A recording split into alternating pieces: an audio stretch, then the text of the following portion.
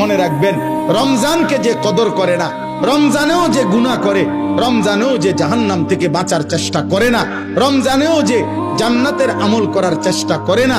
ভাই আমার, ছেলেরা আমার, বাবা আমার, পর্দার আড়ালের মা বোন আমার, সবাইকে এই শেষ কথা বলি। আল্লাহ রসুল বলছে, জিব্রাইল আইসা রমজানের শেষ দিন নবীজিকে আইসা বলে গেছে, ইয়া রাসূলুল্লাহ, এত বড় রমজান পেল,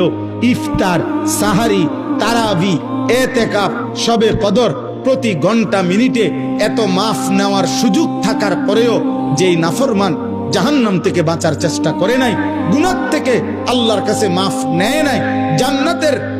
জরুর আশা পূর্ণ করতে পারে নাই, আমল করতে পারে নাই, খোদার কসম নবীজি বলছে,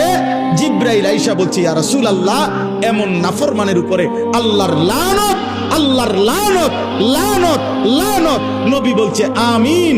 আমিন। মানে নবী বলছে, হ জিব্রাইল, আমিও বললাম আল্লাহ এমন লানত আপনি কবুল করেন এই নাফরমান উম্মতের উপরে, আমি নবীরও লানত, যা